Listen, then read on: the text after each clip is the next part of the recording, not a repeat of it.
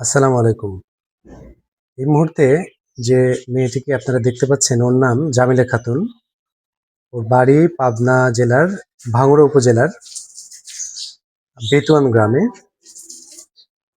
ওর সাথে একটু কথা বলি তার আগে আমি একটু জানিয়ে রাখি এই মেয়েটা ওর বেশ হতদরিদ্র পরিবার থেকে আসা। মেয়েটি আম একই গ্রামে অবস্থিত বিবি দাখিল মাদ্রাসার ৭ম শ্রেণীর শিক্ষার্থী। তো জন্ম থেকেই ওর চোখে একটু সমস্যা ছিল। সেই সমস্যাটা চিকিৎসা না করার কারণে এখন এ পর্যায়ে আছে আরকি। ওই চোখটাতে খুব ভালো দেখতে পায় না। আপনারা যদি একটু দেখেন আমি ভালো করে দেখাই। এই চোখটার কথা আমি বলছি। আমরা একটু কথা বলি। আমরা একটু জামিলের সাথে কথা বলি। তোমার নাম কি? আমার নাম মুসাফাত জামিলা খাতুন। তোমার বাবার নাম? মোহাম্মদ হিলাল সরকার। আচ্ছা। তোমরা আম আম বাড়ি তো বেতুয়ান গ্রামেই, তাই না? এটা তো বলে দিয়েছি।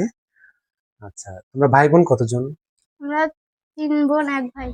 বাবা কি করে? কৃষক। এসব। তোমাদের জমি-জমা কি আছে কিছু? না। ও, মানে বাড়ি তো আছে নাকি? জি। বাড়ি কতটুক? সামান্য জায়গায় মনে হয়। হুম, অল্প একটু ছোট্ট একটা বাড়ি আছে আরকি। জি। আচ্ছা, তো তোমরা ৪ ভাই বোন, তাই না? ৪ ভাই বোন, ৩ বোনের কথা বললা আরকি। তুমি হলো ২য় না? তোমার চোখে কি সমস্যা হয়েছিল একটু বলো তো? জন্ম থেকেই সমস্যা আমার। জন্ম থেকে সমস্যা ছিল। এই চোখে কি দেখতে পাও? হালকা। হালকা দেখতে পাও। তো ডাক্তার দেখানো হয়নি কখনো? দেখানো হয়েছে ৫ বছর যখন ছিলাম তখন সিরাজগঞ্জ গিয়েছিলাম। তখন সিরাজগঞ্জের ডাক্তার বলছিল ঢাকা ইসলামিক হাসপাতালে নিয়ে যাইতে বলছিল। তারপরে যাওয়া হয়নি কেন? কয় বছর বয়সে নিয়ে যেতে বলছিল? ১২ বছর বয়সে। এখন তোমার বয়স কত? ১৩। তো যাওয়া হয়নি কেন? কেন যাওনি? টাকার সমস্যার জন্য।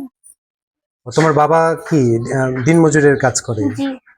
ও, আমি এমনটা শুনতে পেয়েছি, অনেকে বলছিল যে তোমার বাবা কি অসুস্থ, মানে অসুস্থ থাকেন এরকম কিছু, বা দুর্ঘটনায় পড়েছিলেন এমন কি?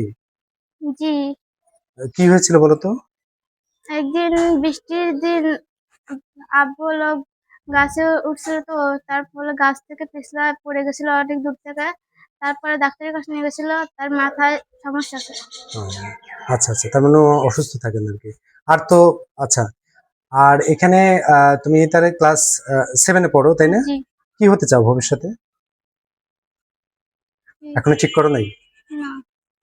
আচ্ছা। তো আমরা দোয়া করি তুমি কোনো একটা সময় অবশ্যই সুস্থ হয়ে যাবে।